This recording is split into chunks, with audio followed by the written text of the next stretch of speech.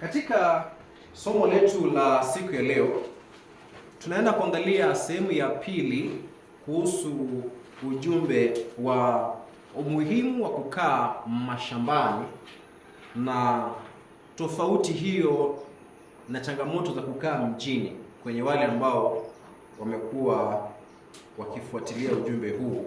So tupate ombi tunapopata kwanza.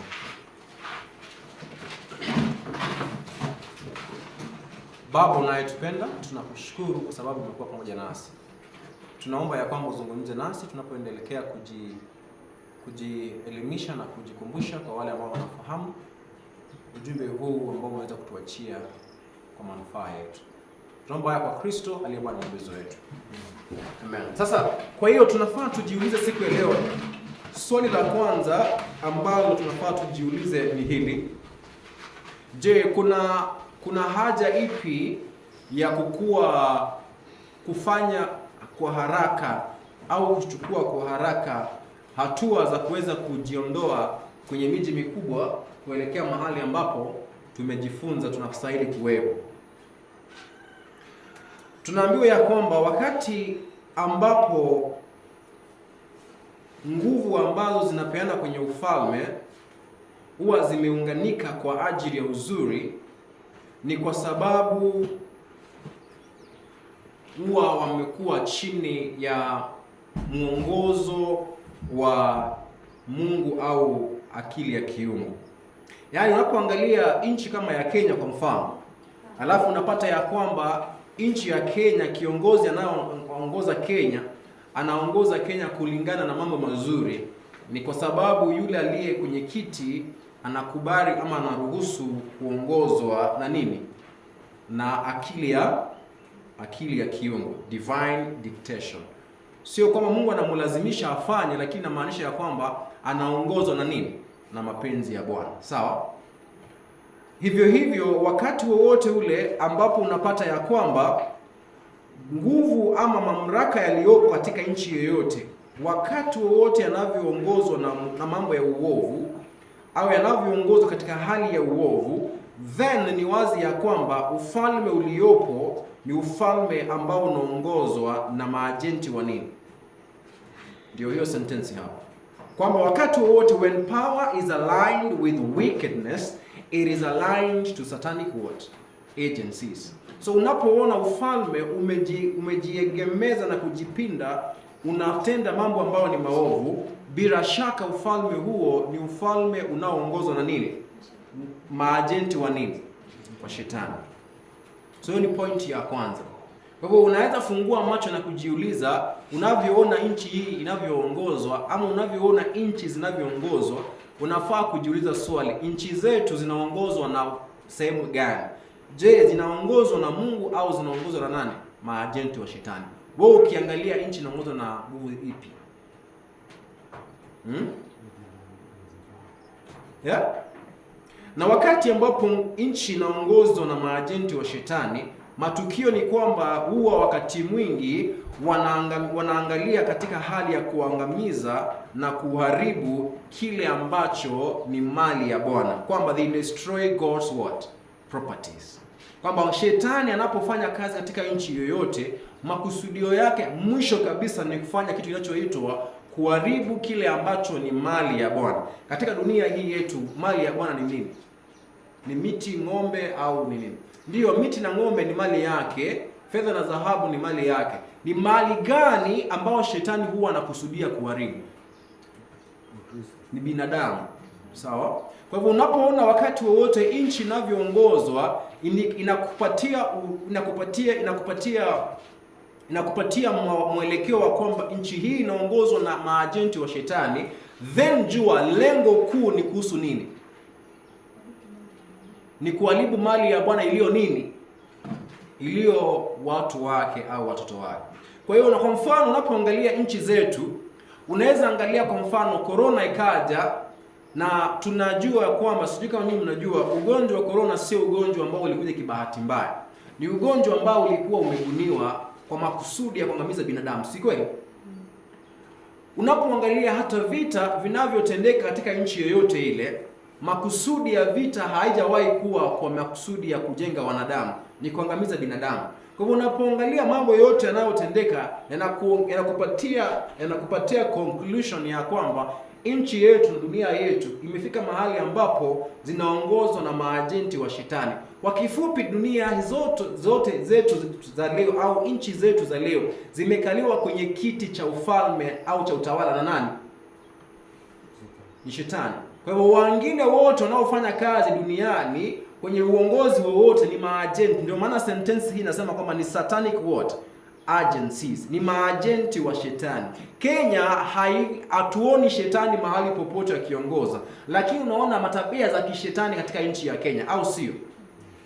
Kwa hivyo hawezi ona shetani, utaona maagenti wa shetani. Sawa sawa?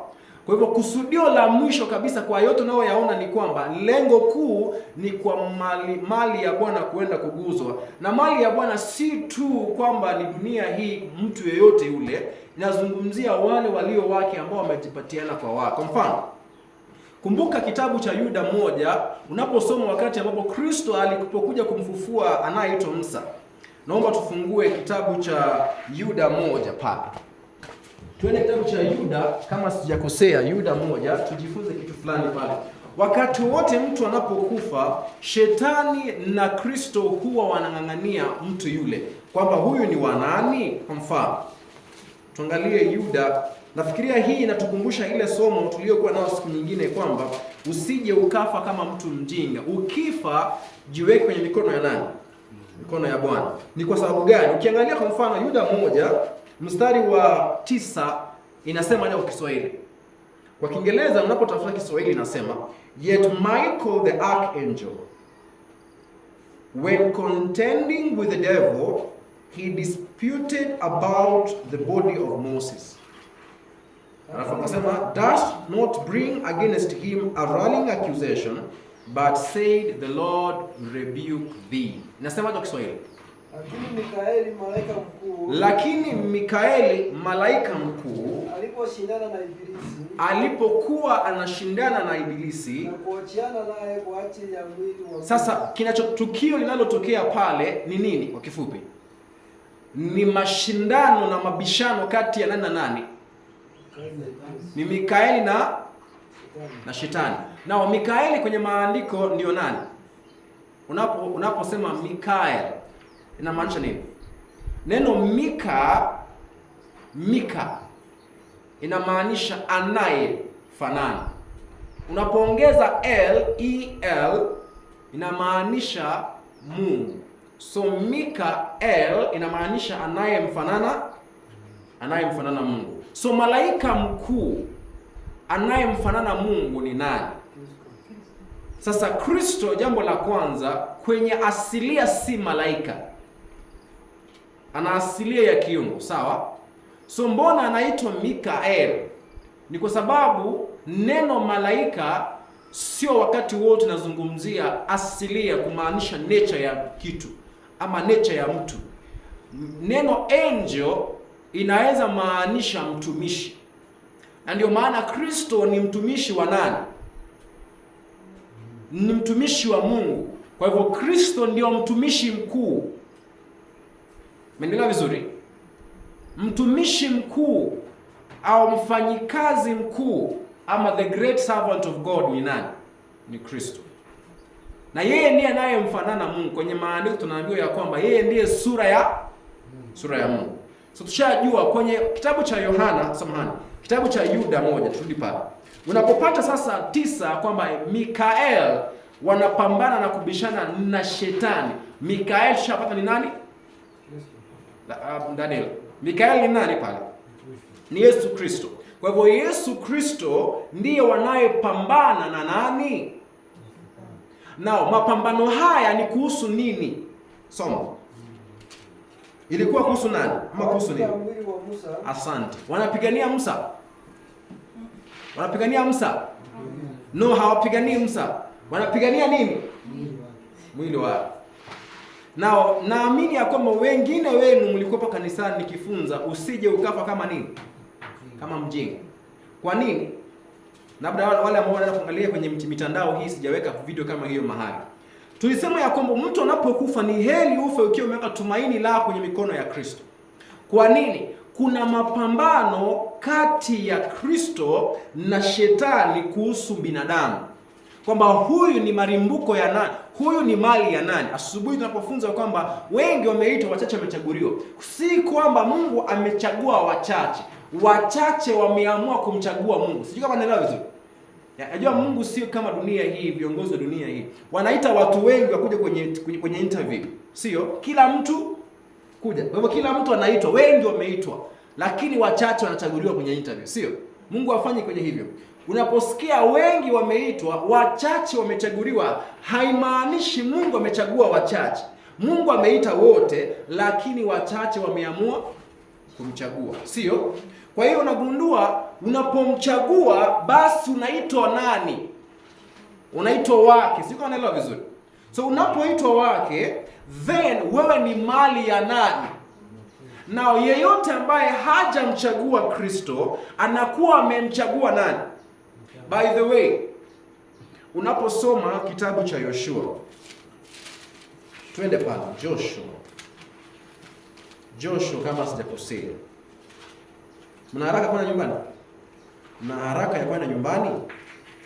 Unajua sometimes ukianza kuhubiri unaweza fikiria kama unaweza kuhubiri kitu kifupi, kumbe unapanda unaenda kuwa na hadithi ndefu. Sasa sijui kama niko na hadithi ndefu au niko na hadithi fupi, sijui. Joshua 24.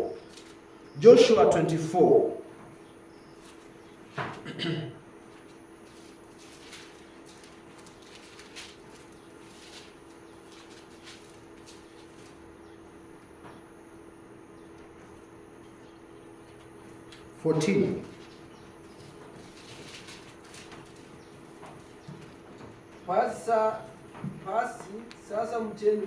Basi sasa mcheni Bwana, mkamtumikie kwa unyofu wa moyo na kwa ukweli. Mkamtumikie kwa unyofu wa moyo na katika nini? Katika ukweli.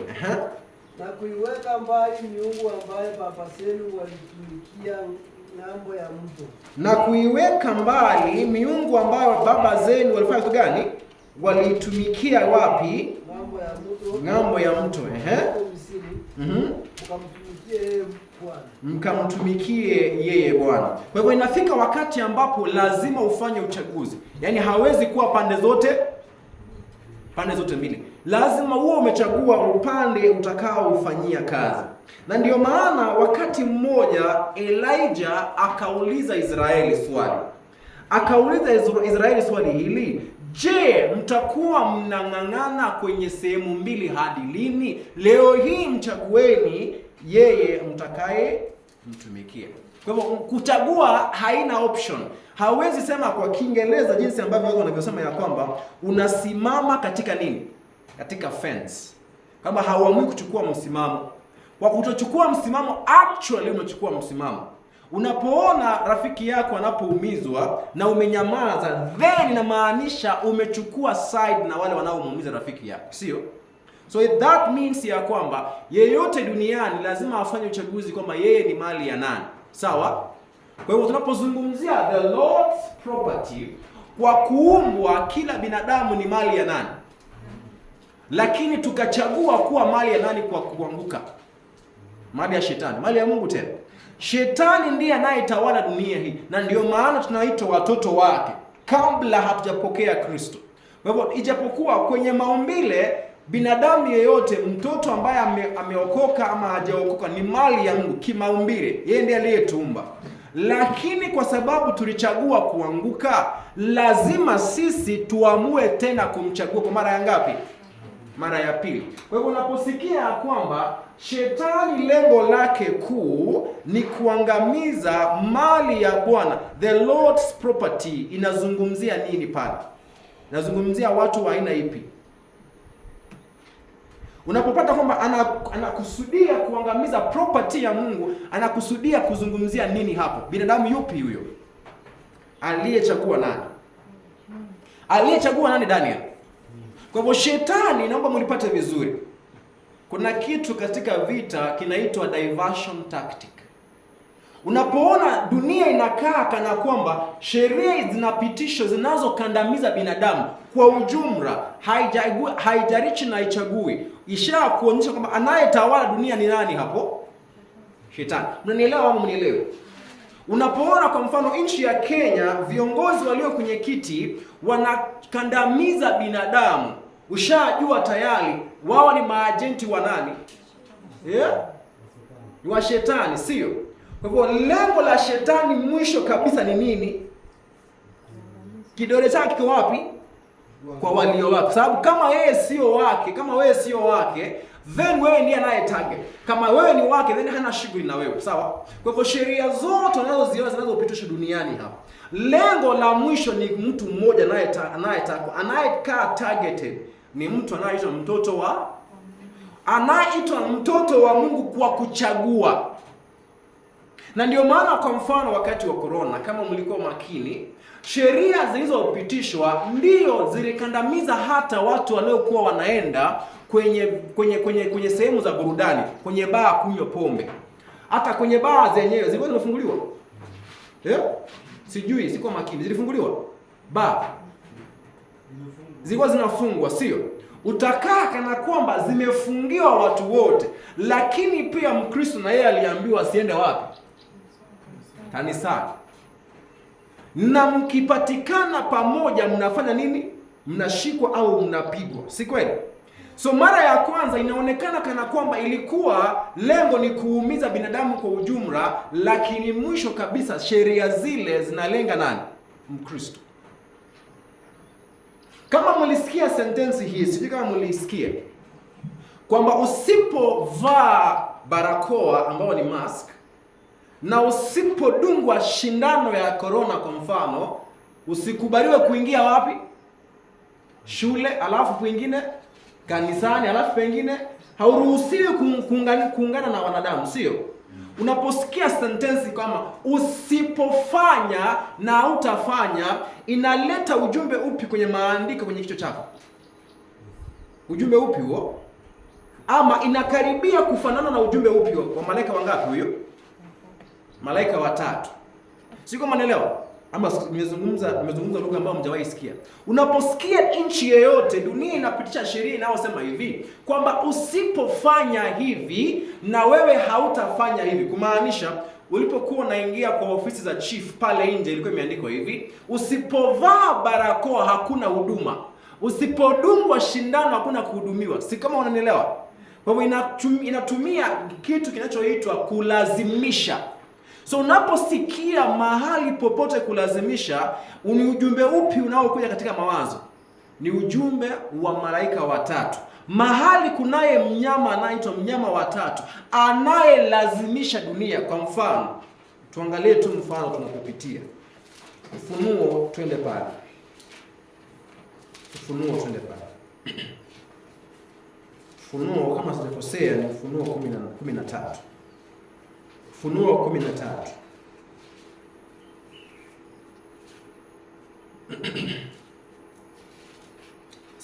Nasema, and he causeth all both small and great, rich and poor, free and bond, to receive a mark in their right hand and in their forehead, or in their forehead, and that no man might buy or sell, save he that had the mark. Kwa Kiswahili nasema, naye anawafanya. Neno kuwafanya, sikizeni vizuri, neno hilo kureunderline, kuwafanya ni kulazimisha. Yaani ni kuwafanya. Unapofanya mtu afanye kitu, inamaanisha sio kwa hiari, umemlazimisha. Naye anawalazimisha aina ipi ya watu? Wadogo kwa wakubwa, matajiri kwa maskini, na walio huru kwa watumwa. Kabla uende hapo, kuna kategori ipi ya binadamu ambaye hajakaa included? Kuna nani hajahesabiwa hapo? Ambaye hana pesa peke yake ndio amehesabiwa hapo, na ambaye ana pesa yupo hapo. Kwa hivyo itafika wakati, ambao mnipate vizuri, itafika wakati, na sijui kama tuko mbali ama tuko karibu, hiyo ni swali la kujiuliza. ambapo unabii huu utatimia wakati ambapo kiunabii Ufunuo 13 inatuambia kutakuja kuwa na ufalme. Unaposikia mnyama kwenye Biblia inazungumzia nini? By the way, mnyama, unaposoma mnyama kwa maandiko inamaanisha nini?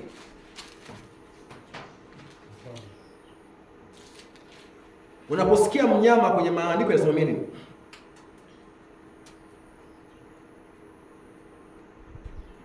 Tuangalie kwenye maandiko mnyama anasimamia nini. Twende kitabu cha Danieli. Kitabu gani? Kitabu cha Danieli. Tujue mnyama kwenye unabii anasimamia nini. Danieli 7.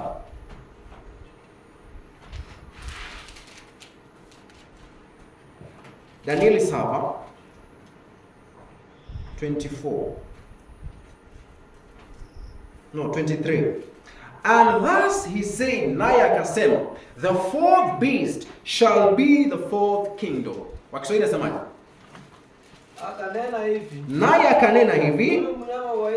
Huyo mnyama wa ngapi? Huyo mnyama wa 4 atakuwa ni ufalme wa 4. So mnyama ni lugha ya kusimamia, yani ni fumbo. Mnyama wa 4 ni nini Daniel? Ufalme wa ngapi? Amesemaje? Kwa hivyo mnyama wa 4 ni ufalme wa 4, na mnyama ni nini? Ni ufalme. Sasa tuende kwenye Ufunuo 13. Ufunuo 13. Naomba usome mstari wa 11. Anasema? Anasema, Kisha nikaona mnyama mwingine akipanda juu kutoka katika nchi, anayetoka kutoka kwenye nchi, naye alikuwa na pembe mbili mfano wa mwana kondoo. Akanena kama joka. Alikuwa anazungumza kama joka. Sasa sikiza vizuri. Joka kwa maandiko ni nini? Tunajua aje? Tushazungumza mambo ya joka kwa muda mrefu. Unaposoma Ufunuo 12 mstari wa ule wa 9, anasema ya kwamba and the great dragon, na joka mkuu ambaye ni old serpent, ambaye ni nyoka wa zamani, anayeitwa Shetani. Kwa hivyo joka ni okay. Turudi pale. Huyu anayeonekana Ufunuo 13 mstari wa 11 kwamba akaona mnyama mwingine anayetoka kwenye nini? Kwenye nchi, aliye na pembe mbili kama nini? Kama nini Daniel? Kama mwana kondoo. Akanena kama, so tufafanue. Anaposema nikaona mnyama mwingine, mnyama ni nini? Mnyama ni nini? Kwa hivyo anasema hivi, nikaona ufalme. Okay. Na huu ufalme mwingine ukatoka kwenye nini? Kwenye dunia. Tuachane na hiyo. Na alikuwa anakaa kama kwenye maandiko mwana kondoo ni nini? Unaposoma Yohana 1:29, mwana kondoo ni msimamo wa ni kiashirio cha Kristo. So unapoona ufalme unaoitwa unakaa kama mwana kondoo, inamaanisha ni ufalme wa aina ipi? Ni ufalme wa aina ipi? Unaelewa vizuri? Unapoona ufalme unaokaa kama mwana kondoo, inamaanisha huo ni ufalme upi? Anasema unaokaa kama mwana kondoo. Hajasema ni kondoo. Wanamcha Mungu ama wanajiitanisha na Mungu. Kwa hivyo haijasema ni mwana kondoo, haijasema ni taifa la Kikristo. Ni kama kumaanisha ni ufalme ambao utakuwa unajiita ufalme wa Mungu au ufalme wa Kikristo, lakini ukazungumza kama mwana kondoo, ukazungumza kama hii. Ndio tunawahi sema wakati mwingine ya kwamba ujumbe kuna ujumbe mwingine ambao utakuwa na ngumu kuingia kama hujafanya health reform. Inaingia inawanga kichwa, haingii vizuri. Hii ni moja yao sasa hivi. Chinya mechi moko ndo tatigete bongo boko bolito moko igwa. Yango niki guseka wa Tanzania bachiko ngi gukwa. Bado songi ule bia. Utachinje tenda ya mnoko raga ndio mimi biko bilito kuigwa. Haya, tuseme nani? Hivyo namaanisha ujumbe wa afya tuukumbuke kama tulipouachia. Sawa?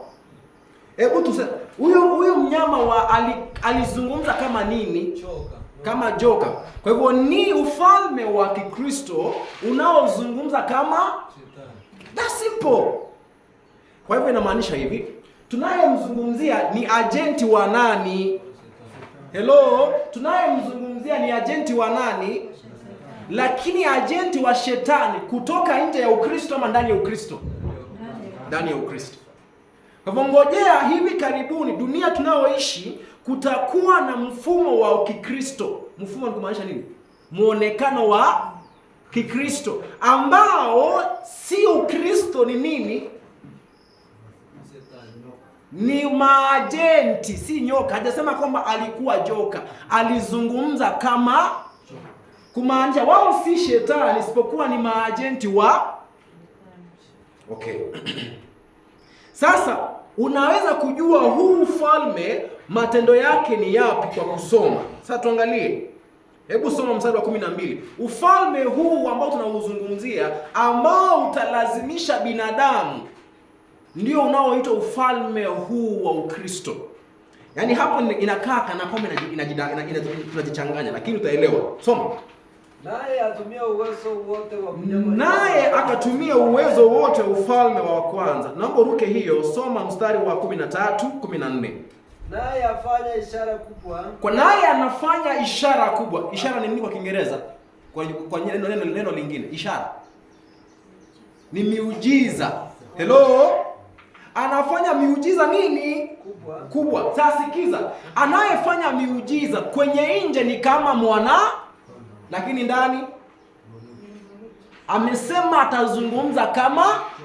Kwa hivyo kumaanisha jihadhari na madini na Makristo wanaojiita wafanya miujiza.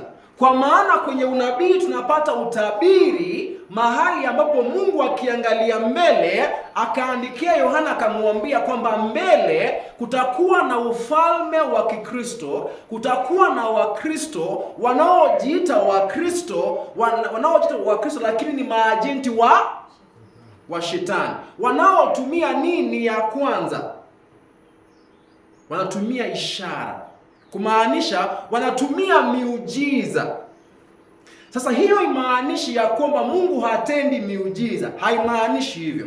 Hiyo inamaanisha ya kwamba Shetani anatumia nini? Miujiza. Kwa hivyo miujiza sio ishara ya mtu wa nani? Lengo la kutumia ishara hizo ama miujiza hiyo ni gani? Soma kwenda mbele. Hata kufanya moto kushuka kutoka mbinguni uche. Baada ya hapo 14. Naye awakosesha wale wakao juu ya nchi. Naye akawakosesha. Nena kukosesha na maana nini? Kuwakosesha. Kuwakosesha. Ukisoma Kiingereza nasema deceive. Kumaanisha akawadanganya wanaokaa juu ya nchi kupitia nini? Maliza.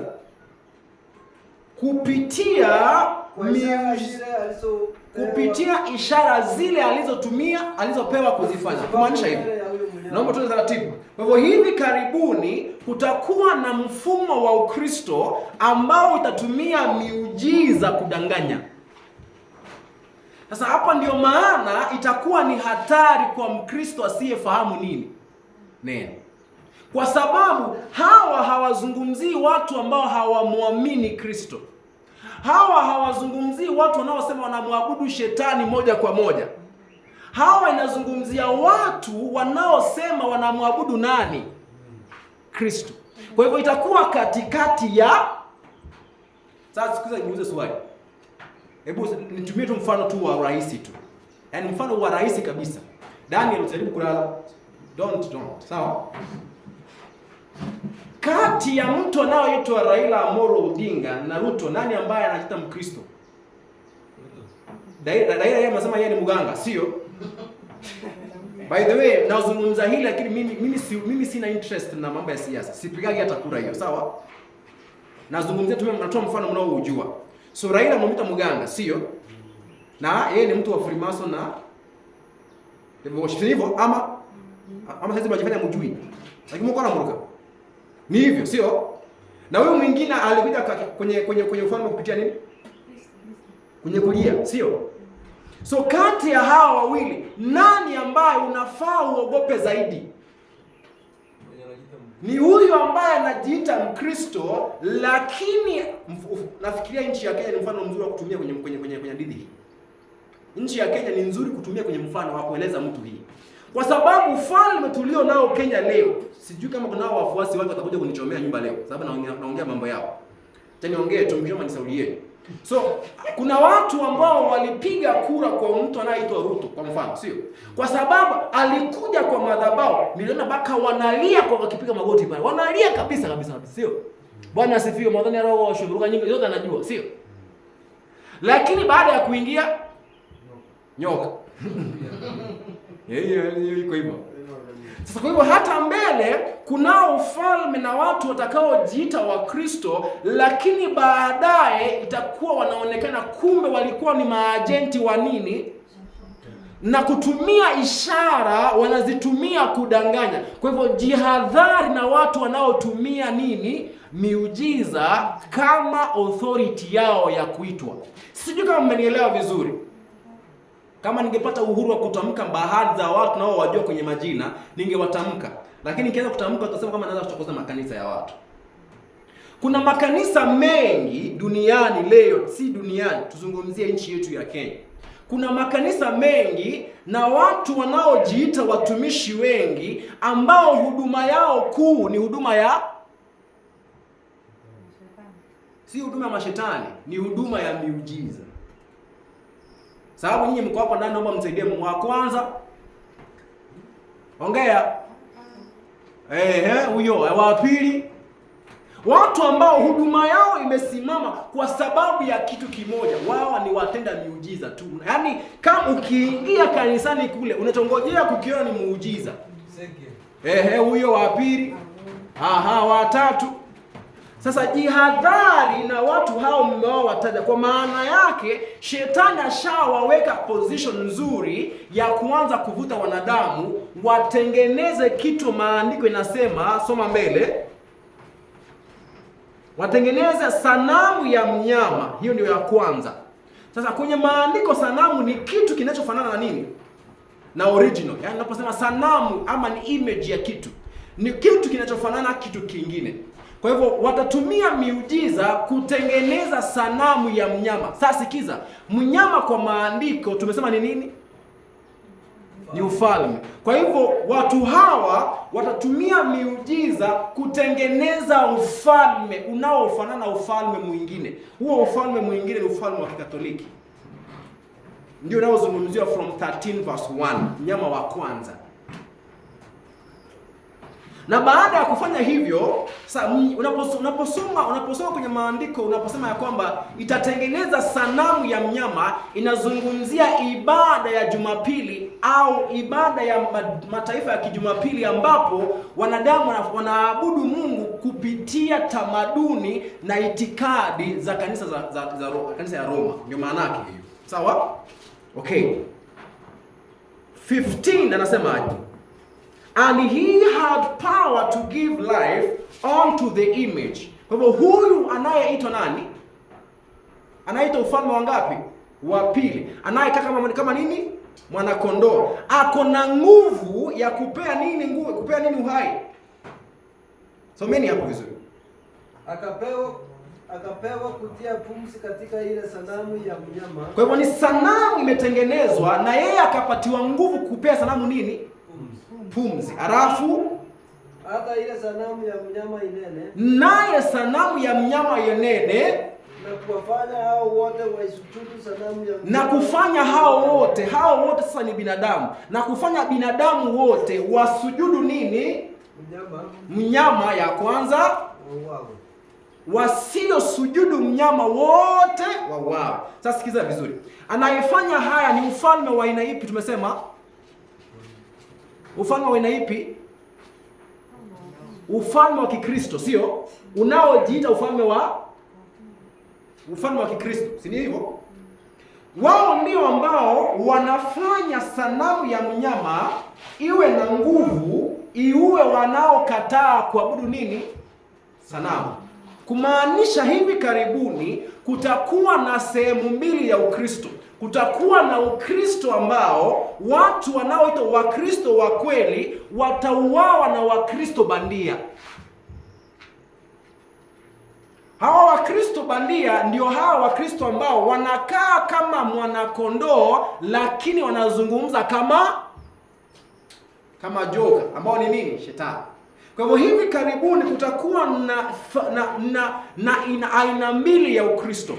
Wao wanaojiita watu wa Mungu, na utawajua aje? Kwa mfano, utawajua hivi. Twende kwenye kitabu cha Ufunuo 14. Watu utakao wajua siku ya mwisho kama watumishi wa Mungu, watu wa kweli ni watu aina ipi? Ufunuo 14. Ufunuo 14. Verse 12 inasemaje? Nasema, hapa ndipo penye subira ya watakatifu wote. Hao washikao amri za Mungu. Watakatifu wa Mungu wanasemekana wanakaa na namna gani? Wanaoshika amri za Mungu, alafu na imani ya Yesu ya kwanza. Kwa hivyo utajua siku za mwisho wao watakaokuwa wanauawa na watu wanaojiita Wakristo bandia, itakuwa ni grupu wanaoshika amri za Bwana na kundi lingine ambalo hazishiki. Mnaelewa vizuri? Mungu wetu buya. Kwa hivyo hivi karibuni vita ambavyo shetani analenga, kidole cha mwisho ni kwa grupu moja ya Wakristo wanaojiita wanaofuata amri za nani? Za Mungu. Na watauawa na grupu nyingine ya Wakristo. Kwa hivyo ni Wakristo wanaouawa na Wakristo. Ndio maajabu sasa. Ingekuwa ni afadhali ni Wakristo wanauawa na wapagani, lakini ni Wakristo wanauawa na Wakristo wenzao, lakini hawa wenzao ni Wakristo bandia. Ndio maana tunasoma pale mbele kwenye kitabu hichi cha Country Living. Inasema hivi.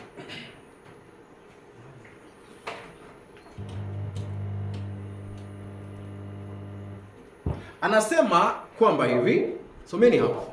The Protestant world have set up an idol Sabbath. Kwamba ulimwengu wa kinini? Wa Kiprotestant. Unaposoma kwenye lugha ya Kiprotestant, hii ndio inayoitwa sanamu ya mnyama. Kwa maana yake ya kwamba watu wanaojiita wa Protestanti lakini wanafuata maagizo na tamaduni za kanisa mama. Kanisa mama ni kanisa lipi hilo? Nisishinde nikitamka jina hapa. Kanisa mama. Kwa hivyo ni watu wanaojiita wa Protestant lakini wanafuata maagizo na tamaduni za nini? Za mama. Ukiwauliza kwa mfano, mbona mnaenda kanisa Jumapili? Wanakuambia ni Kristo kafufuka, sio? Nipatie andiko, anakuambia iko wapi? Hana. Nani kamwambia kwamba tuabudu Jumapili kwa maana Kristo kafufuka? Mama alisema hiyo. Unajua mama ni nani? Unajua mama ni nani? Haya. Ukimuuliza hii mambo ya kwenda kusherehekea Wednesday ya majivu imetoka hapo kwenye maandiko. Na hiyo jivu ni ya nani?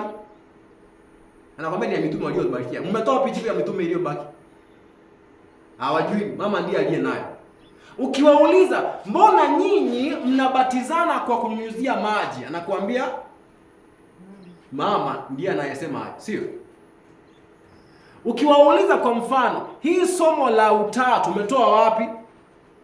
Anasema ni mama, anakuambia. Kwenye maandiko hayapo. Hao ndio wanaitwa wa Protestant wa uongo, wanaotengeneza ibada au sanamu. Unaposikia sanamu ni kitu kinachofanana. Na kama ni sanamu ya mnyama, mnyama ndiye huyu anaitwa ufalme. Na ufalme unaozungumzia kwenye maandiko ni ufalme wa mama. Kwa hivyo itakuwa ni ibada ya Jumapili inayofanana na ibada ya mama. Sawa? Kwa hivyo ndio ibada ya Protestant ya uongo. Hao ndio ambao wameinua kinachoitwa ibada ya Sabato ya uongo. Sawa? Okay. Ikishainuliwa imewekwa mahali ambapo sabato ya Mungu inastahili kuwepo. Matokeo yake ni gani? Matokeo yake ni haya. Matokeo yake ni haya.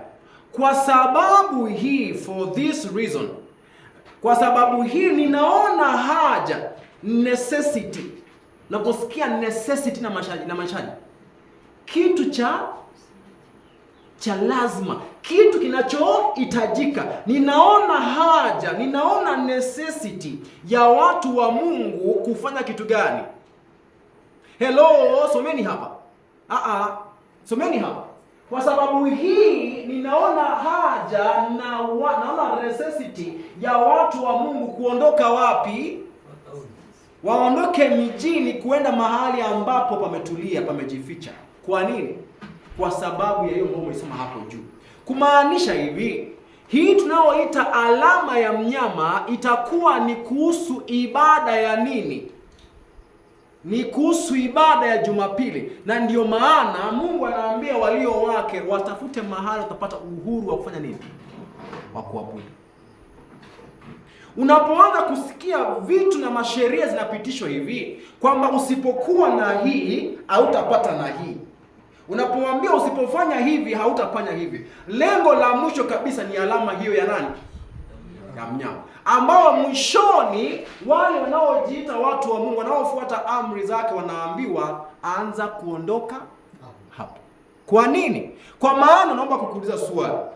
Unapokaa pale katika town ile, nyumba yenyewe unayokodisha, unaolala asubuhi na jioni unapoamka ni ya nani? Unalipa na pesa, sio?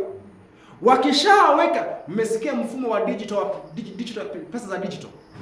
Mmesikia? Manielewa kweli? Niulize swali katika njia nzuri. Mmesikia kuna mpango wa kuondoa kutumia pesa za mkono hizi? Watumie pesa za simu. Hebu niulize swali. Mnajua mpango wa mbona kuna huduma namba? Inakuwa ya nini? ID hii imewachosha kubeba kwa mkono. Si hata ile huduma ya namba yenyewe ni kitambulisho. Ndio mbona kuna huduma namba? Mbona kuna huduma namba? Ni ID size moja tu kama ile ID national niko nayo. Lakini kuna vitu vingi. Mbona inaleta huduma namba? Ni kwa sababu namba ile wanataka waunganishe na kila kitu chako.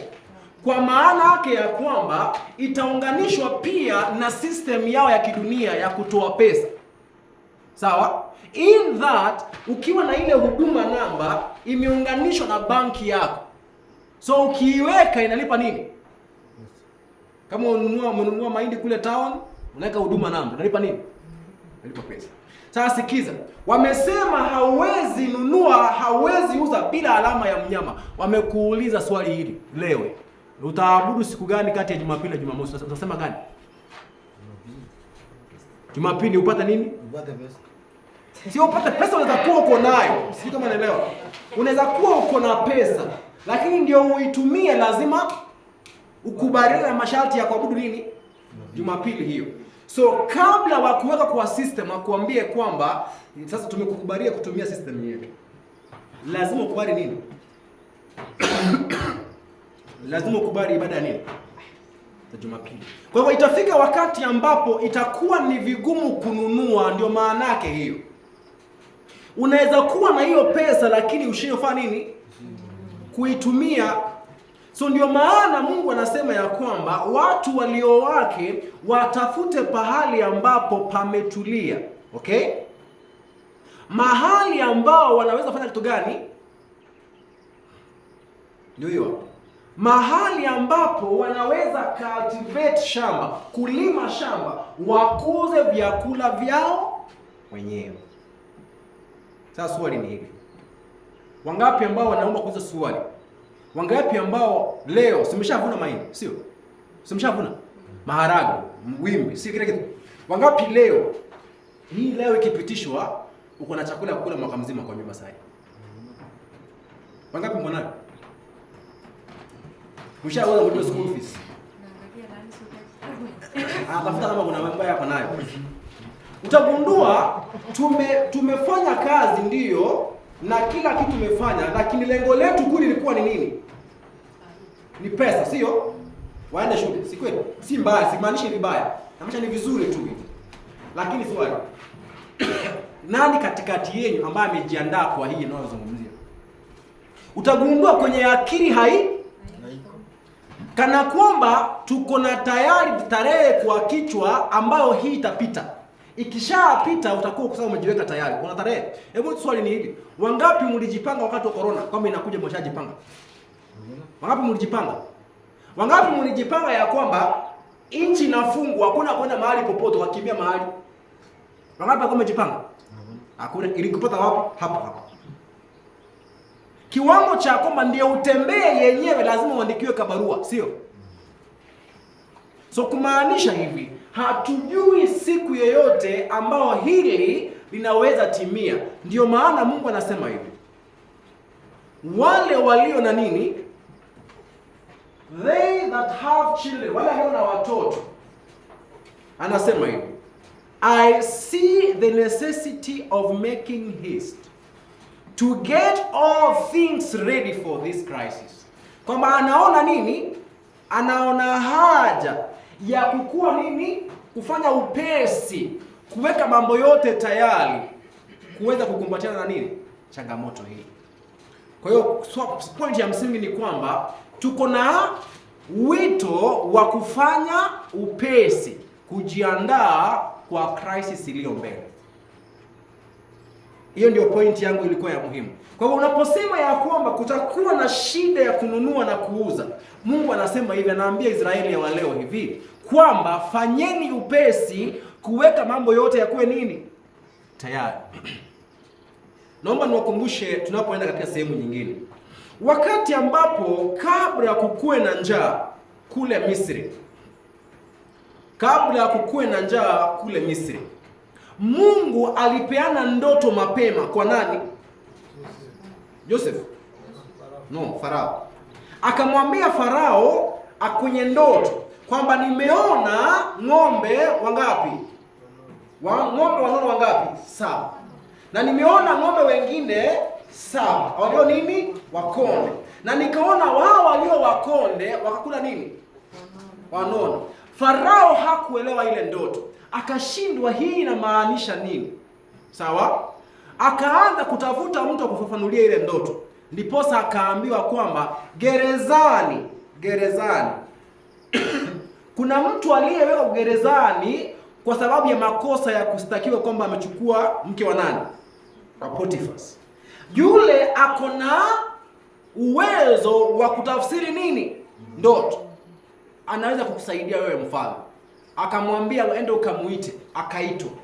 Akamwambia niambie ndoto uliyokuwa umeiona. Akamueleza, akampatia fafanuo, akamwambia kwamba hiyo ng'ombe 7 uliyoiona iliyonona inamaanisha nini? Kutakuwa na wingi wa chakula miaka ngapi? Miaka 7. Na hao ulioona 7 wakonde kutakuwa na njaa nini? Ya miaka 7. Sasa akamuuliza hivi, basi tufanye nini? Yusufu akamwambia, sasa anza kutengeneza nini? Gari. Ikiaga sio hiyo? Ndiposa chakula chote kiletwe wapi? Kiweke pale. Hiyo miaka 7 weka chakula wapi? Pale. Ndiposa baada ya miaka 7 kupita iwe Misri kuna nini? Chakula. Ukisoma kitabu cha Roho ya Unabii natuambia kwamba Mungu anahitaji Waadventista wa Sabato siku ya leo wawe kama Yusufu walivyokuwa kule Misri. Kumaanishaje? Waanze kujiandaa kuhusu tatizo la wapi? La kesho. Kwa hivyo leo hii Mungu anahitaji tuwe na hekima kama nani? Kama Yusufu. Tuanze kujiandaa kwa crisis ya nini? Ya kesho. Na hiyo crisis basi inahusu vyakula utakavyoitumia wewe mwenyewe kesho viko wapi.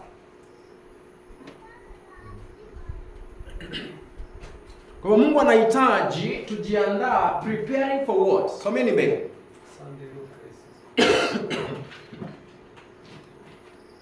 Hello, everybody. Unasoma unaangalia hizo zako? Yes. Ndio ile pale.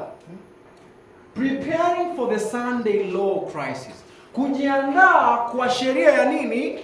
Ya Jumapili. Kwa hivyo crisis ambayo iko mbele, Crisis ni nini? Crisis ni kitu gani? Crisis ni nini? A crisis ni kitu gani? Yeah? Taharuki, sawa? Kwa hivyo ni kujiandaa kwa taharuki ya sheria ya nini? So tunaambiwa ya kwamba masaa au wakati wa taabu uko mbele yetu. Troublous times before us. Kwa hiyo tunaambiwa we are not to locate ourselves where we will be forced into close relations with those who do not honor what? God. Hatufai kujiweka mahali ambapo tutalazimishwa kuwa karibu na wale ambao hawafanyi nini? Hawajamjua Mungu. Kwa nini? Kwa maana kuna taharuki inayokuja mbele, mahali ambapo tutaambiwa tutii nini? Tutii nini? Sasa niulize swali. Kwa hivyo unafaa uwe na pahali ambapo haulazimishwi upatane na mtu yeyote. Kwa mfano, mahali tulipo hapa kuna haja mimi kwenda patana John kule juu? Kuna haja? No, hakuna haja. Mimi na yeye kuna watu tunahusiana? No, hakuna. Maji sikunywi yake, sawa? Chakula sikuli yake, sawa? Kuni situmii yake, tupatane mahali popote. Sasa ndio maana Mungu anasema ya kwamba walio wake waanze kujiandaa wasije wakajipata mahali ambapo inawalazimisha wakutane na wasio amini. Kwa maanake hii Rose kwa sunduka, kwa maanake hii ukilazimishwa kupatana na wale ambao hawajaamini, basi itakulazimisha pia utii nini? Sheria. Wakisema hakuna atakayechota maji hapa asipokuwa naye abudu Jumapili, utachota maji hapa. Wakisema hivi kwamba hakuna yeyote ambaye anaruhusiwa kupeleka mboga sokoni, utapeleka mboga sokoni. Wakisema hivi kwenye nyumba hii yetu ya kupanga, sikizeni vizuri, kwenye nyumba hii yetu ya kupanga hakuna atakayepanga isipokuwa yule ambaye amechukua alama ya mnyama ambayo ni ibada ya Jumapili, utalipa nyumba ya kukodisha wapi? Okay? Anasema hivi. The Sunday party is strengthening nini? Oh, okay. Kwamba watu hawa wa grupu hii ya Jumapili wanaendelea kujiweka nguvu zao. Sawa? Na hii inamaanisha oppression to those who determine to keep what? The Sabbath of the Lord. Sasa sikizeni vizuri. Unapoona oppression ni nini kwa Kiswahili? Makandamizo, kukandamiza katika nchi yoyote. Kumbuka tunashasema hiyo juu.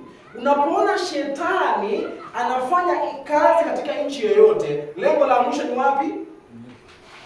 Lengo la mwisho ni wapi? Kwa watu wa Mungu. Unapoona sheria zinazokandamiza wananchi, mwisho kabisa sheria itakuwa inayokandamiza watu ina ipi? Watu wa Mungu. Maanisha hivi. Leo hii nchi yetu ya Kenya imeiva kutumiwa na shetani ama hajaiva?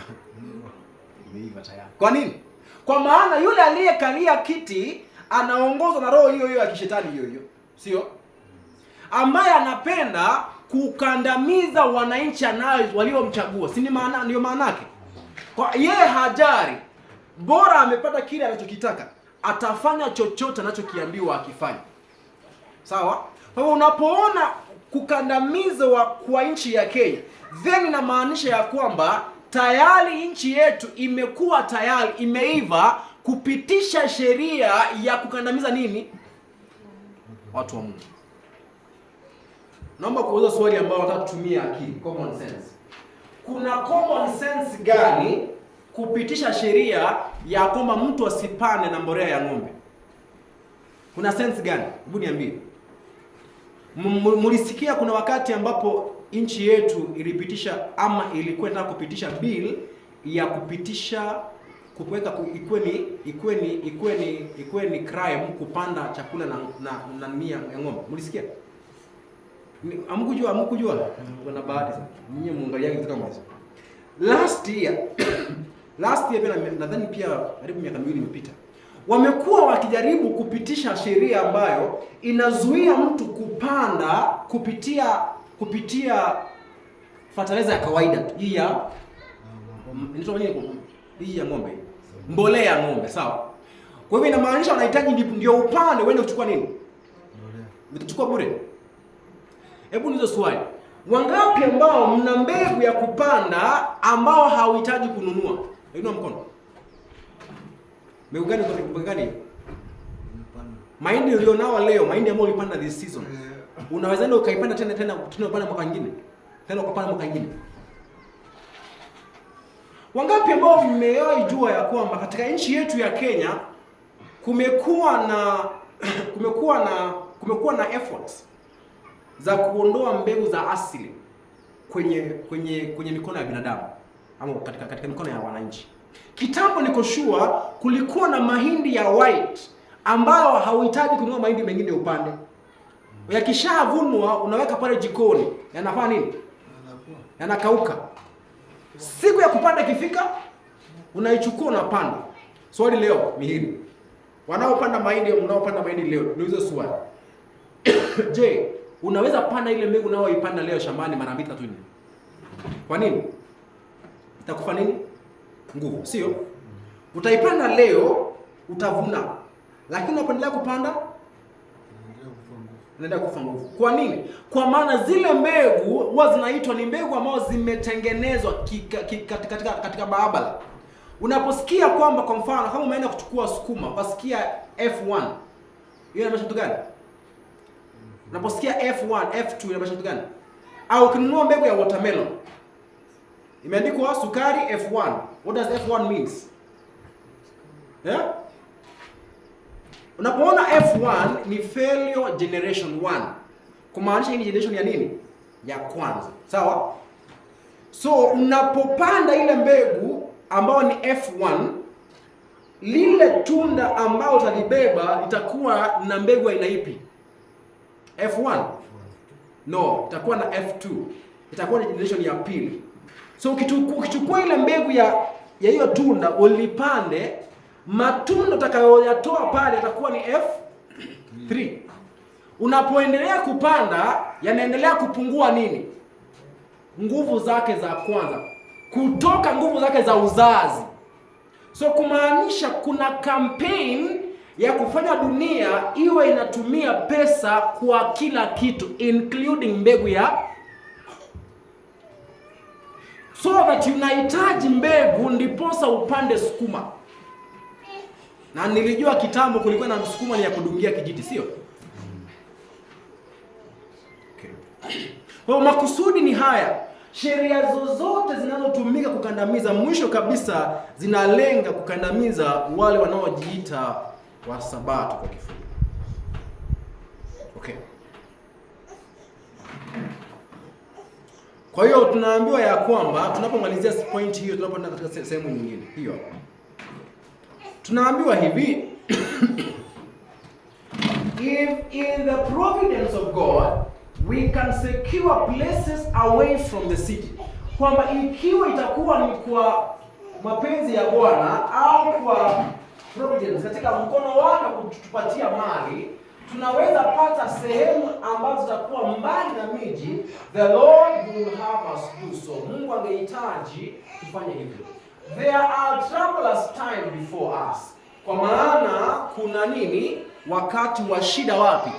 Mbele. Sasa hauhitaji, marafiki zangu, hatuhitaji kupatiwa unabii mwingine wa kesho. Tuyajua yenyewe yashaandikwa wapi? Kwa maandiko. Tushaambiwa ya kwamba tujiandae, kwa maana shida ipo wapi? Shida ipo mbele. Nani ambaye yuna swali?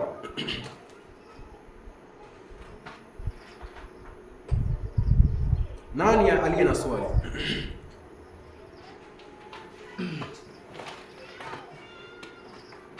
Now, je, ujumbe huu wa kutoka mjini kwenda mashambani, je, unaweza kuwa wa manufaa kwa mtu ambaye ni maskini? Yeah? Sana. Kwa nini? Let me tell you something. Unajua kama si Kama si stress mko nao ya school fees, ni matajiri sana. Unajua hivyo? Kama si stress ya school fees. Because ukiamua upande season moja Everin, yuko na food ya kula mwaka mzima. The only pressure kuna sababu ya hii jamaa hapa. Ulipe yeye school fees. Like otherwise yuko na food ya kufanya nini? Kukula. So ujumbe huu wa kukaa mashambani ni wa mbaraka kwa mtu yote ambaye hana fedha. Kwa maana anashajua ya kwamba ninachokihitaji ni kushughulikia chakula changu na maji yangu ya kunywa na kanyumba kadogo kakulala. Ndio maana tunaambiwa hivi kwamba if the poor now crowded into the cities, ikiwa masikini sasa ambao wamejazana kule mijini, will find homes upon the land, wangepata nyumba makao katika shamba, they might only earn a livelihood. Wanaweza pata tu chakula ya kula, but find help. Lakini watapata nini? Number 2, furaha. Number 3, ambao wao saizi ni vigumu kuipata. Sikizeni vizuri. Naomba mnipate vizuri. Naomba niseme hivi. Kuna mtu ambaye yupo sehemu inayoitwa Nairobi, ambaye anahangaika kulipa nyumba ya kulala 2,000. Anaohangaika kupata maji ya kununua kibuyu kimoja 10 bob. Anaohangaika kutafuta kuni, maajabu hiyo. Makaa ya kupikia, ambao leo ungempeleka kwa shamba ya nani? Ya Daniel kule kona, amepata raha ya milele. Kwa nini? Hata kuwa tajiri pale, lakini angalau yupo na nini? Chakula. Angalau anaweza kwa kule kwa barabara akaokota nini? Kuni. Aweke mawe pale apike nini?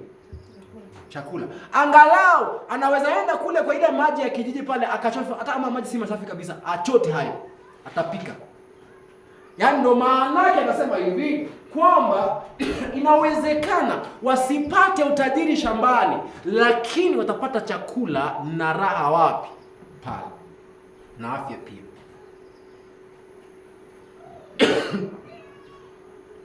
Ijapokuwa itakuwa for hard work, itakuwa ni kazi kufanya. Na itafanya muishi maisha ambao ni simple life. Na kukuwa watu ambao wanatumia economy vizuri. Watu wanaojifunza maisha ya nini? Hardship na kujinyima. Itakuwa ni sehemu yao, lakini itakuwa ya mbaraka. Hebu naomba tusome hii iliyo hapa. To many of those living in the city, wale wengi wanaoishi wapi? Mijini. Who have not a spot of green grass to set their feet upon.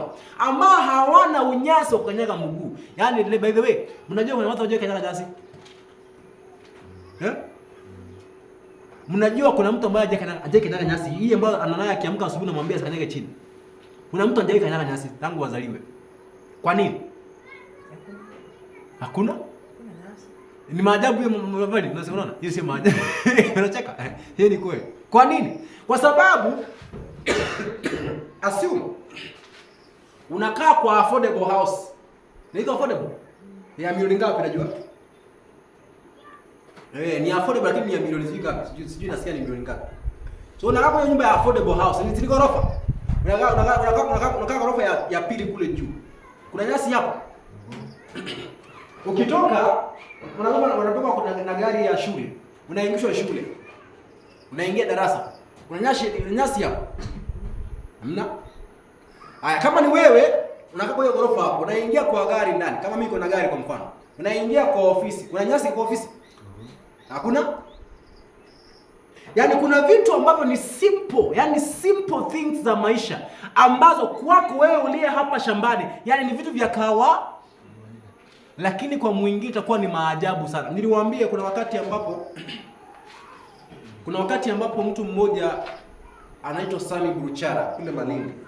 Aliniambia, alikuwa anasema mahali tu tulikuwa kanisani mahali fulani.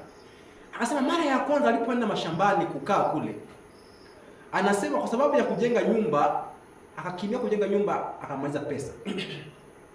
So kibahati mbaya hiyo nyumba hakuwa ameweka milango, dirisha, na juu pia kuna mahali ambapo mabati iko imetoshea. Sasa ikamlazimisha siku moja alale hapo. So Mombasa kama sehemu ya pwani kuna joto kubwa. Yaani unaweza amua kulala tu chini alafu ukafika asubuhi sababu hakuna baridi. So yeye akajiweka mahali alale. Hiyo ni wakati ya kwanza anasema akakumbuka maana ya kwamba Mungu huwa analinda mtu. Because hana mlango, hana dirisha.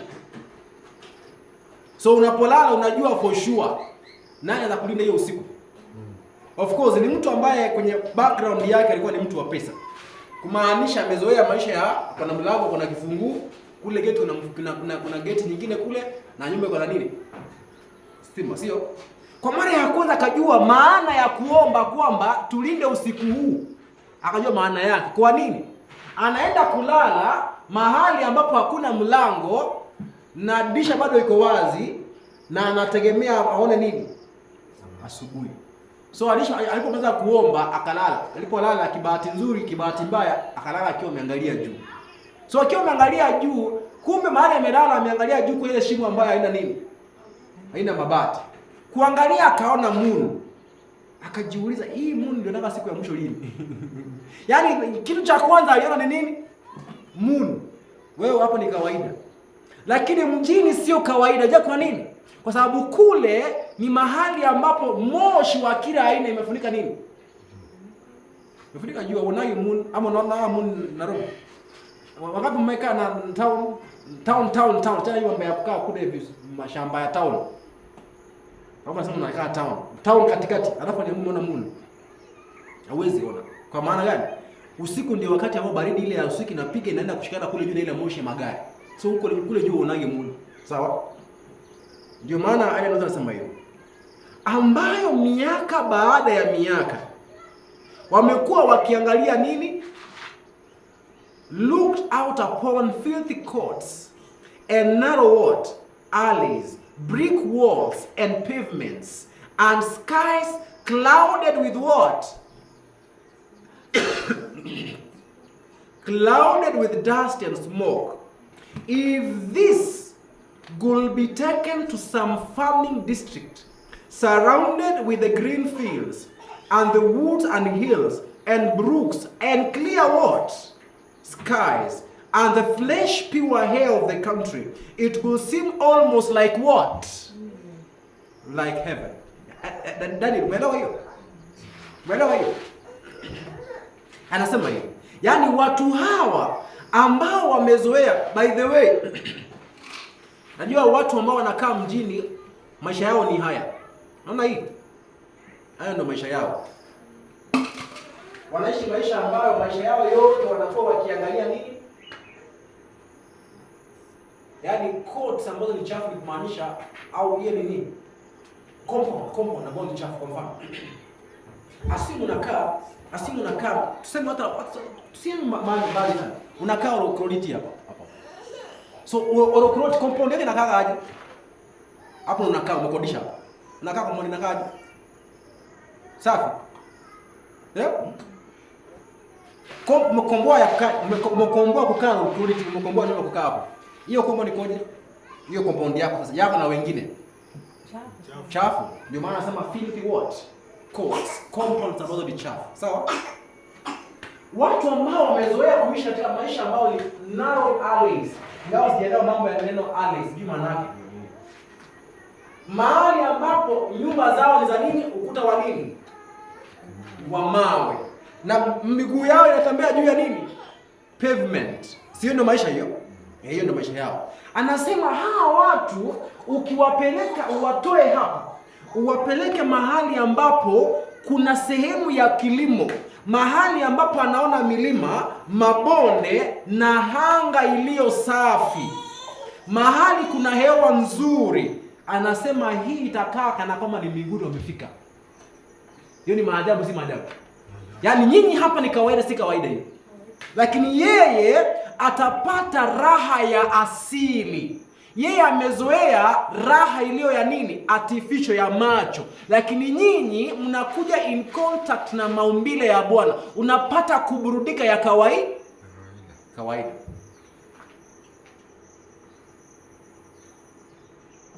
Kwa hivyo kwa kifupi, Mungu anatazama tu kwamba sio tu tupate afya, anasema pia ni vizuri, naomba usikize vizuri hapa. Naomba nimalizie hapa. Ni vizuri to cut off to a great degree from contact with a dependency upon men. Yaani, naomba usikize vizuri. Lengo la somo hili ni kwamba tujifunze kuanza kuepukana, cut off ni kukata. Ni kucut off contact. Contact ni nini? Kupatana. Sawa? Number 3, dependency on men. Kutegemea nini? Binadamu.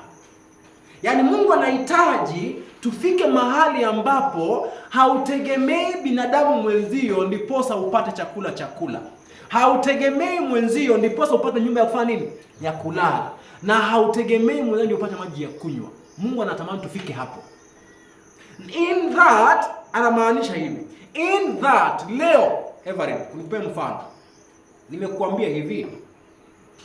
Kama hautaabudu Jumapili, usikuje kwangu kupalilia shamba. Lazima ukuje? Sio lazima, sio? Lakini kama unatarajia nikupatie kibarua, ndiposa ulipe nyumba ya kukodisha, inabidi ukuje. Ama sivyo? Haya. Now assume Everett, uko na nyumba, sawa? Na kabaka, sawa? Uko na maji yako, uko na chakula. Mtu akwambie usipofanya hii usikuje hapa. Lazima uende? Of course no. Labda uende kwa ujinga yako, lakini haujalazimishwa, sio? Ndio maana Mungu anahitaji tufike mahali ambapo tutajifunza, tutakuwa katika hali ambapo utakuwa huru, si lazima ulazimishwe ufanye jambo lolote ndiposa uishi. Hiyo ndio maana unaposikia ujumbe wa mashambani, ujumbe kutoka sehemu ambayo Mungu angehitaji tuweze kwenda pale. Naomba kuuliza, nani ambaye yuna swali? Nani akona swali?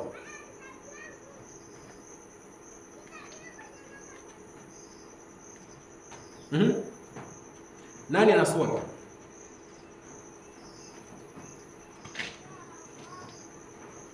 Nani ana swali? Hamna. So tumechukua muda upi? Okay. Naona saa hizi ngapi? Saa 9:45. Hebu niangalia kama kuna kitu ambacho tunaweza kumalizia, tumalizie tuliposa tujue kwamba kitabu cha Country Living tumekimaliza. Now, swali ni hili. Je, shamba inaweza kuwa mbaraka ama si mbaraka? Kuna watu ambao wanasema ya kwamba gaini uondoe tukolema au sio? Kuna shamba, sio? Now, do you know something? Do you know something? Mungu kamuonyesha Ellen White akasema ya kwamba shamba eka moja ikiwa pamoja na mbaraka wa Bwana inaweza zaa karibia sawasawa na eka 20. Sio, umeelewa vizuri? If the land is cultivated, it will, with the blessing of God, supply our necessities. Kwamba shamba ikiwa imefanywa kazi na ipo na mbaraka wa Mungu ndani yake, itatupatia nini? Mahitaji yetu. Nimewambia hivi, kama si mna stress za school fees za hao, otherwise everything ambao mnahitaji mnayo hamna. Nayo. The only mistake ambao ipo ni moja, mnakaa kwa mashamba za wenyewe. Hiyo tu ndio shida pekee yake. Otherwise, kama munge transfer hiyo shamba mnaoikaa saa ikue ni ya kwako na unapata chakula chako hapo, you are good to go. So ukifanyia kazi shamba na Mungu naye akubariki, shamba itakupatia chochote unachokihitaji kwa manufaa ya watoto wako. Okay? Kwa hivyo tujifunze tujifunze kuwa watu tunaofurahia kuishi na kufanya kazi kule wapi? Shambani mwetu. Sawa? Ni ya kuchosha ndio, lakini hiyo ndiyo kazi ya mbaraka ambao Mungu angehitaji tuweze kuishi. Anasema hivi, nikisoma hapo. Serious times are before us. Kwamba wakati wa serious ni nini unasema? Serious times are before us and there is a great need for families to get out of the cities into the country. Na kuna hitaji kubwa la familia ziondoke mijini ziende wapi? Katika maisha ya mashambani.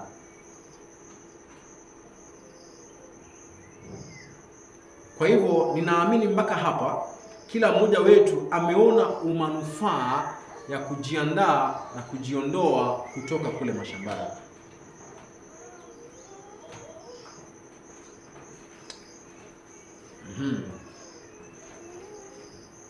Hebu someni hapa. Nataka msome hii wenyewe. Inasemaje? Nasemaje? Someni. Fathers and mothers who possess a piece of land and a comfortable what? Home are what? Wangapi mko na wafalme hapa na wafalme wa kike? Ngwegule. Umesikia hujasikia? Umeelewa? Nimesema nini? Hiyo ndio kweli nasema nini hiyo? Kwamba akina baba na akina mama walio na, si hajasema mashamba ya kina Ruto. Amesema a piece. Kagondo. A piece, kashamba kadogo na nyumba iliyo comfortable. Wao ni nini? Wao ni mafalme. Ingwe dabi. So ngangana. Upata nini? Shamba. Mimi napongana kulipa school fees hapo. Nasikiza nguzo mama Eva ni swali. Wakati school fees yuko wakati. Wakati. Hapa ngapi before anaanza shule? Wana ngapi? 4. Okay. Do you know hiyo miaka 4 kutoka sasa ni miaka ngapi? Kutoka sasa miaka 4 mpaka sasa hizi ndio ifike kule mbele. Miaka ngapi hiyo? Hiyo ni mwaka upi? Sasa tuko 20? 25 plus 4? 20? Okay, sasa sikizeni vizuri. Kristo alikuja duniani na kafa mwaka upi? 31, sio? 31 what? AD, sio? Kwa hivyo mwaka ambao Kristo alikufa ilikuwa ni 31. Tunapohesabu from 1, 2, 3 mpaka 31, sio? Tumehesabu hadi when? Tumehesabu hadi 2025. Tuko wapi sasa hizi? Mwaka Daniel. Haya. Tumesema tunahesabu from 1 up to tuendelee. Chana mambo ya Rose. From 1 up to hello, from 1 up to simu inaendelea. 21 up to 2000 and what? 25. Kristo alikuja mwaka upi? Akafa mwaka upi? 31, sio? Okay. Mnajua ilikuwa mwaka upi katika historia ya dunia hii? Tangu kuumba kwa dunia hadi Kristo alikuja ilikuwa miaka ngapi? Hamjui? Ilikuwa miaka 4000. Sawa? Yaani tangu dunia kuumbwa kwake na kuanguka kwa Adam hadi miaka ambao Kristo alikuja ilikuwa miaka 4000. Sawa? So miaka 4000 imebaki miaka ngapi ndipo tufike mwaka wa 6000? 1000 ngapi? 1000 ngapi? 2. Hiyo miaka 2000 tumeshamaliza kujumaliza yote. Sasa hizo kwa 2000 and what? 25. Kwa hivyo tumepitisha 6000 plus 25. Sio? Imebaki ngapi? Hamjanielewa? 6,000 minus 4,000. 2,000. Hiyo miaka tushakula chakula. Tumekula. So Kristo yeye anapokuja kulikuwa na miaka 31 ambao tunafaa tuitoe kutoka kwa hiyo 25. So imebaki miaka ngapi ndipo ikuwe 6,000 yenyewe?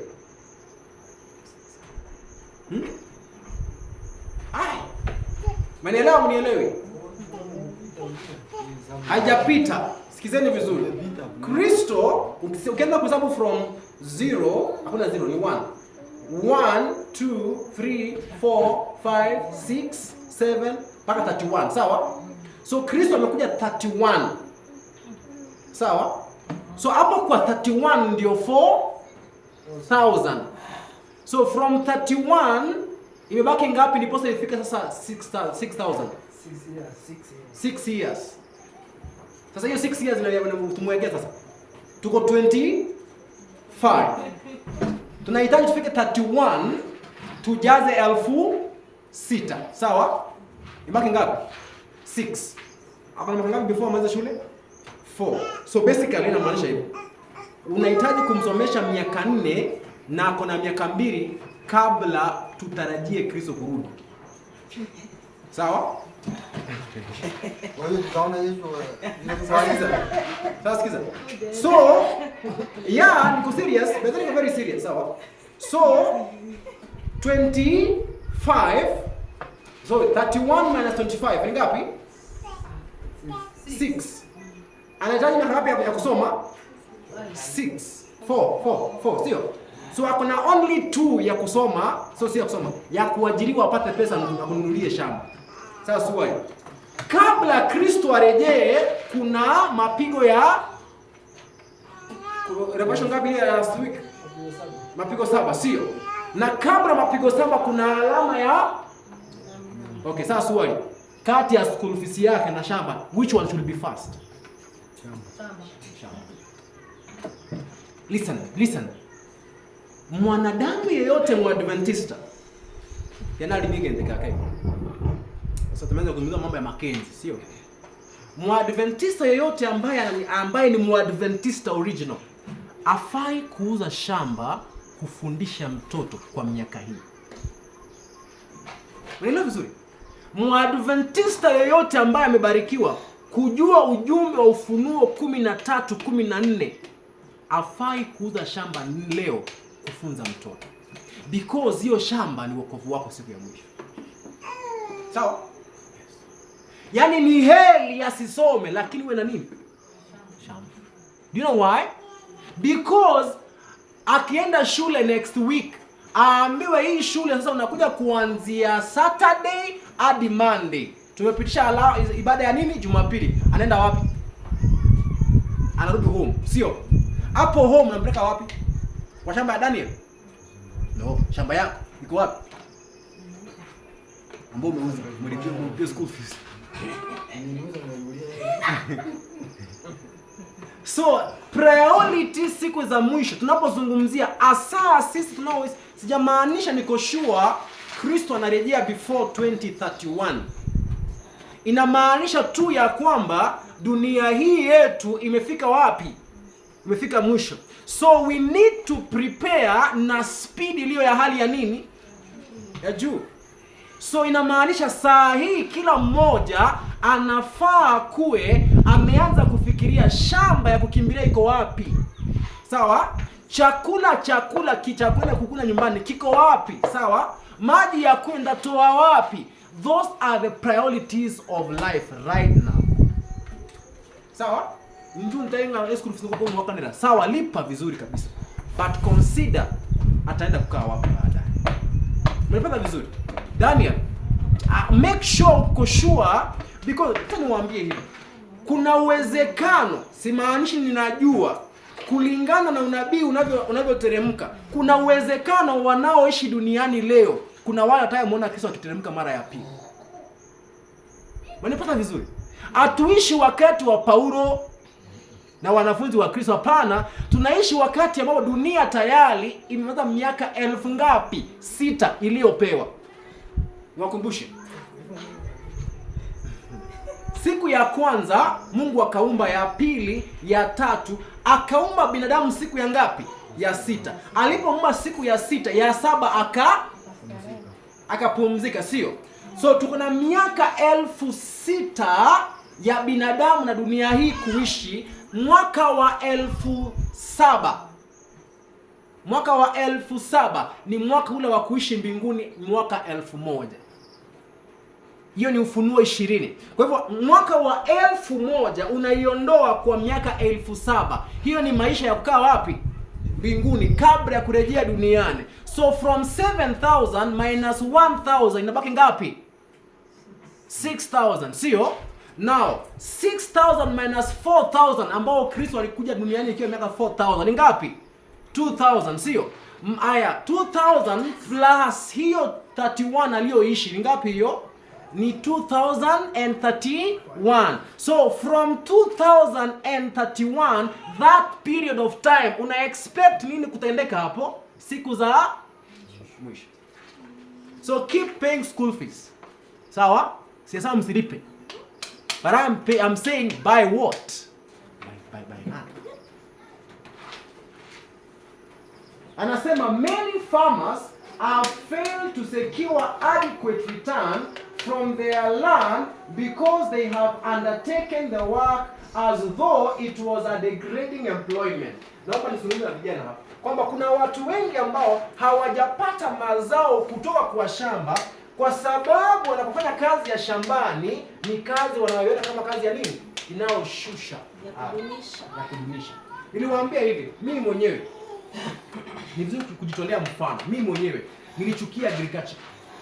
Na wao nasema hivi, hata kuingia katika somo la agriculture high school sikukanyaga. Because nilikuwa nasema hivi, nilime nyumbani. Si ndio? Nilime nyumbani. Tena niingie shule kusoma mambo ya kulima. Sasa ni mambo gani? Sikuingia darasa la kulima. Baadaye ya kuingia kwa Waadventista na kusoma vitabu nikagundua, oh, kumbe nilikuwa mjinga. Au nafikiri tuko hapo tunalima hapo sababu tunafanya mambo ya kulima. Mimi hiyo kitu si wanataka kabisa. But Mungu anasema ya kwamba watu tunaona hivyo, lakini anasema hivi, sikizeni vizuri. Ndio. They do not see that there is a blessing in it for themselves and their family. Hawaoni kuna mbaraka hapo kwa wao wenyewe na familia zao. Ndio maana naangana muwasomeshe waende wafanye kazi ya ofisi. Simaanisha usifanye mambo ya ofisi. Namaanisha hiyo ndio maana mnafikiria wasome. Okay? So Mungu anahitaji hivi, sikizeni vizuri. Their orchard, sikizeni vizuri. Sikizeni. Their orchard ni shamba la matunda are neglected, zimepuuziwa. The crops zimefanya nini? Their crops are not put at the right season. Hawapandi chakula kwa wakati unaofaa. And a mere surface work is done in cultivation. Na kazi yao kwa Mungu ndiko ndio baba watu wao kwa Mungu. Because inatuchosha, sio? Mungu hataki kufanya mambo kama haya. Mungu anataka tufanye kazi na moyo wote because anatushajua ya kwamba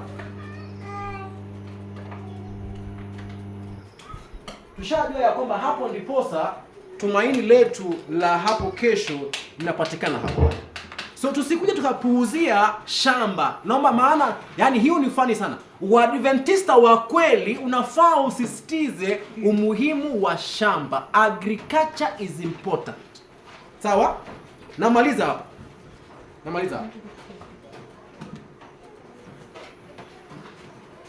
Anasema some of our people who are living in the poisonous atmosphere of the city. Kwamba baadhi ya watu wetu wanaoishi katika mazingira ambayo yametiwa sumu might profitably secure a few what? Acres of what? Of this land. No. Yeah. Hapa sema they will support themselves, wanaweza jishughulikia wao wenyewe by doing what? Sikizeni vizuri. By raising what? Number 1, fruit and what? Vegetables. Number 3, poultry. So vitu vitatu vya kufanya mashambani. Kuwa na nini? Mboga. Ya pili, matunda. Ya tatu, weka kuku zako hapo nje. Ana nani? Wewe come back. Alafu anasema hivi. I wish that some such enterprise come back to church.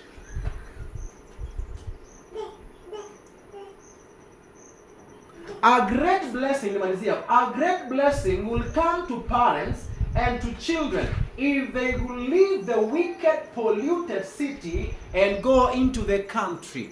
Kwamba mbaraka mkuu ungekuja kwa wazazi na watoto ikiwa wangetoka kwenye miji ambayo imejaa uovu na uchafu waende mashambani.